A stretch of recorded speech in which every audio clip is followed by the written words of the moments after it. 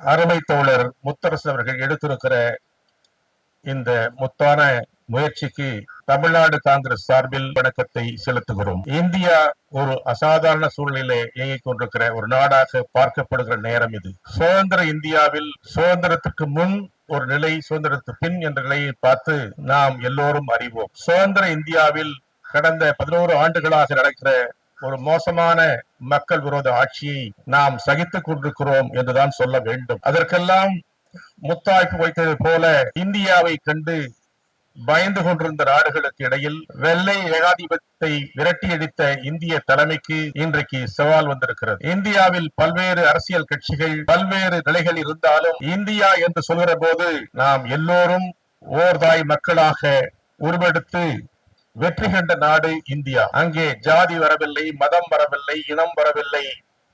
இந்தியர்கள் என்ற பேராண்மையோடு வெள்ளைகளை விரட்டிய இந்த மண்ணில் இன்றைக்கு கடந்த 10 ஆண்டுகளாக ஆட்சியில் இருக்கிறவர்கள் இந்தியாவின் வளர்ச்சியை, இந்தியாவின் பெரிய மாறுதலை எல்லா அத்தனையும் இன்றைக்கு குறைத்து குறைத்து குறைத்து கடைசியிலே கிராமத்திலே பழமொழி சொல்வார்கள், ஆட்டை கடித்து மாட்டை கடித்து மனிதனை கிடைக்கிற ஒரு கொடுமையை இன்றைக்கு இந்திய அரசு வேடிக்கை பார்த்து கொண்டிருக்கிற கொடுமை நடந்து கொண்டிருக்கிறது.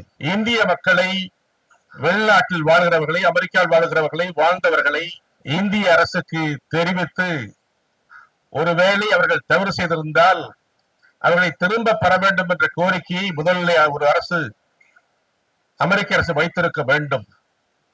ஒருவேளை வைத்திருக்கலாம். நம்முடைய இந்திய நாட்டுடைய தலைமை அமைச்சரும் பிஜேபி அரசும் சங் பரிவார் அரசும் அதை நம்மிடத்தில் மறைத்திருக்கலாம். ஆனால் திடீரென்று ஊடகத்தின் வழியாகத்தான் நமக்கு செய்திகள் வருகிறது. 104 இந்தியர்களை அமெரிக்க ஏகாதிபத்தியத்தினுடைய சிறப்பு விமானத்தில், அவருடைய ராணுவ விமானத்தில் இந்தியாவிலே கொண்டு வந்து இறக்கி விடுகிறார் என்ற செய்தி வருகிறது. அதுவும் மிகவும் கொடூரமான முறையில் கைகளை கால்களை கட்டி விளங்கிட்டு அந்த விமானத்திலே ஆண்களும் பெண்களும் குழந்தைகளும் வருகிற ஒரு கொடுமையை இன்றைக்கு நாம் சந்தித்திருக்கிறோம். ஆனால் இவ்வளவு நடந்த பிறகும் இந்த நாட்டுடைய பிரதமர் கண்டனம் தெரிவிக்கவில்லை.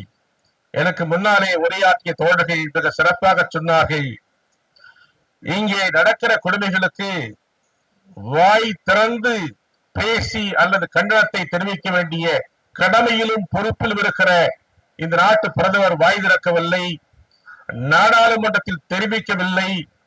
நாடாளுமன்றத்தில் தலைவர் ராகுல் காந்தியும் கார்கே அவர்களும் நம்முடைய தோழமை கட்சி தலைவர்களும் அதற்கு எதிராக கண்டன குரல் எழுப்பிய பிறகும் கூட இதுவரையிலே வாய்மூடி பொருளாக இருக்கிற ஒரு கொடுமையை இந்த நாடு சந்தித்திருக்கிறது.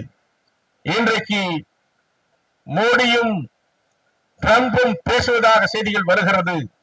மோடி என்ன பேசியிருப்பார் என்று நமக்கு புரிகிறது.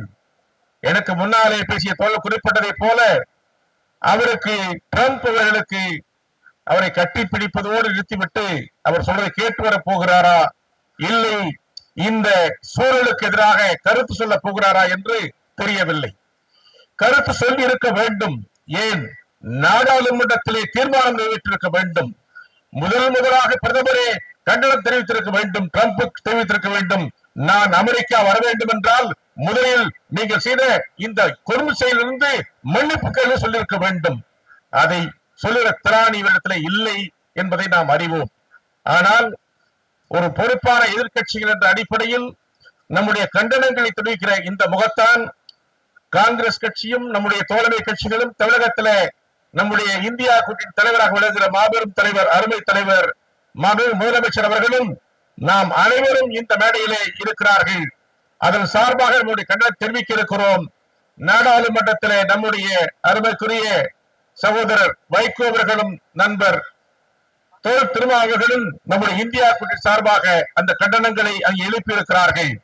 இப்படிப்பட்ட நிலையில் தமிழகத்திலே நம்முடைய கண்டனத்தை தெரிவிப்பதற்கு மிக சிறப்பாக இந்த கூட்டத்தை கூட்டிருக்கிற நண்பர் முத்தரசன் அவர்களுக்கும் அவர் சார்ந்திருக்கிற இந்திய கம்யூனிஸ்ட் கட்சிக்கும் இந்திய தேசிய காங்கிரஸ் சார்பில் நண்பர் செல்லப்பட்டி சார்பில் எங்களுடைய வாழ்த்துக்களை தெரிவிக்கிறோம்.